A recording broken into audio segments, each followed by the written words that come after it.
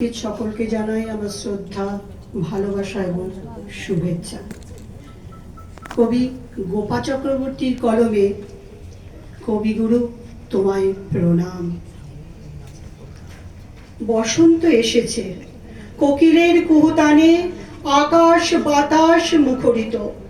সদ্য ফোটা এক ফুল রবীন্দ্র সুবাসে স্নাত।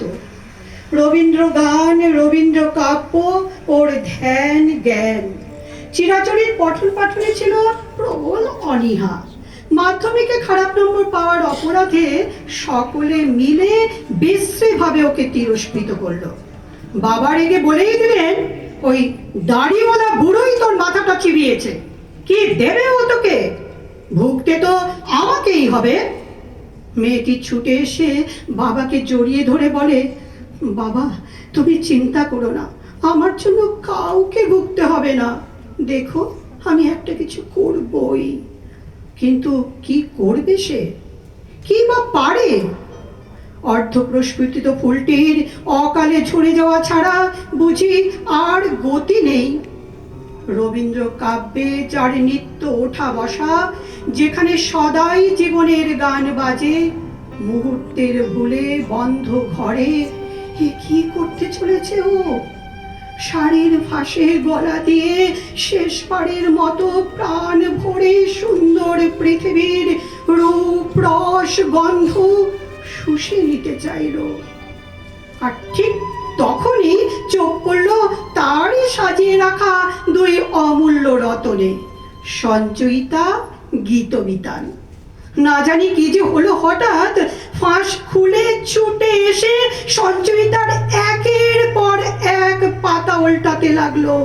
দেখে ওর প্রাণের ঠাকুর বুঝি ওর জন্যই লিখে রেখে গেছেন।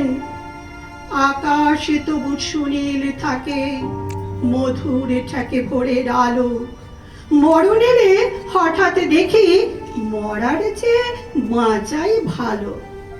যাহার লাগি চক্ষু বুঝে বহিয়ে দিলাম অশ্রু সাগর, তাহারে বাদ দিয়েও দেখি বিশ্বভুবন মস্ত ডাগর। মুহূর্তে সব ভাবনা ওলট পালট হয়ে গেল তার। আলোয় আলোয় দু চোখ ভরে উঠল। অকালে না ঝরে রবি ঠাকুরের কাব্য স্পর্শে ফুলটি পরিপূর্ণভাবে বিকশিত হলো। তার সুবাস ছড়িয়ে পড়ল দিকে দিকে। রবীন্দ্র গানে সে এখন জনমানবের হৃদয় জুড়ে। হঠাৎ একদিন কোনো এক গানের জলসায় জনতার ভিড়ে দূরে দাঁড়িয়ে মেয়েটির বাবার কানে আসে খুব চেনা এক সুরেলা কণ্ঠস্বর। এই আকাশে আমার মুক্তি আলোয় আলোয়, আমার মুক্তি ধুলায় ধুলায়, ঘাসে ঘাসে এই আকাশে।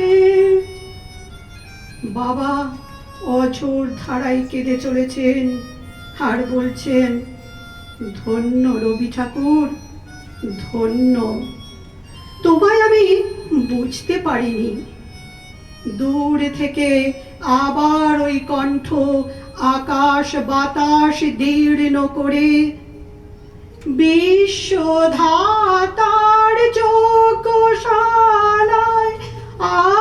আতহোমের অগ্নি জ্বালায়, জীবন যেন দিয়াহুতি মুক্তি আসে এই আকাশে।